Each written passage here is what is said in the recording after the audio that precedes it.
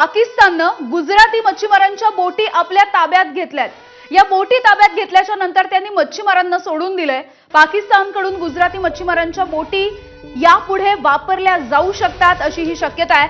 कारण आपल्याला माहिती आहे 26/11च्या हल्ल्याच्या प्रमाणे याच बोटींचा वापर पाकिस्तानकडून व्हायची शक्यता आहे। त्यामुळे नौदलानं आता सगळ्याच भारतीय मच्छीमारांना समुद्रामध्ये जाऊ नका अशा कडक सूचना दिलेल्या आहेत। मुंबईतल्या मच्छीमारांच्या सोबत नौदल अधिकाऱ्यांनी बैठक सुद्धा घेतली आहे आणि अत्यंत महत्त्वाचं म्हणजे नौदलानं ज्या ठिकाणी सीमा आखून दिली आहे तिथून बाहेर जाऊ नये, कारण शूट टू किलचे आदेश देण्यात आले आहेत। नौदलाकडून संभाव्य जे धोके आहेत ते लक्षात घेऊन ही खबरदारी घेतली जाते आहे।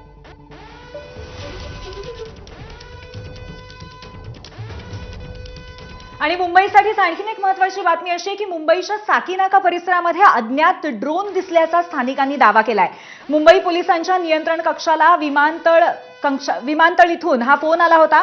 हजरत तय्यब जलाल मस्जिदच्या वरती हा ड्रोन आला होता आणि हा ड्रोन पुढे साकीनाका झोपडपट्टी परिसरामध्ये गेला।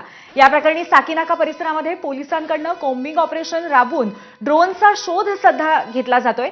मुंबई पोलिसांकडून यापूर्वीच ड्रोन आणि हवेवरती इतर इलेक्ट्रॉनिक गोष्टींवरती बंदी घालण्यात आलेली आहे। त्यामुळे हा ड्रोन इतक्या तणावाच्या परिस्थितीत कुठून आला हा मोठा प्रश्न आहे।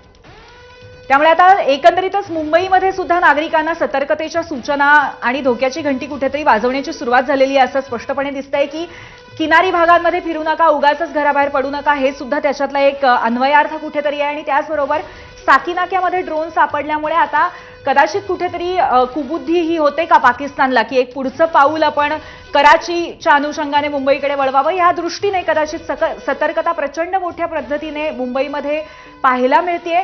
या पार्श्वभूमीवर पूर्णपणे असं सांगण्यात येते नागरिकांना की आपण कुठल्याही किनारपट्टीवरती, म्हणजे मग जुहू असू देत, वर्सोवा असू देत, दादर असू देत किंवा साऊथ बॉम्बेची जी लांब किनारपट्टी आहे गिरगाव आणि मरीन ड्राईव्ह, इथे कुठेही बसू नये सर्वसामान्य नागरिकांनी, असं आवाहन पोलिसांकडनं करण्यात येते। आणि याच्यातला महत्त्वाचा मुद्दा असा आहे की एकंदरीतच सुरक्षा वाढवण्यात आली आहे।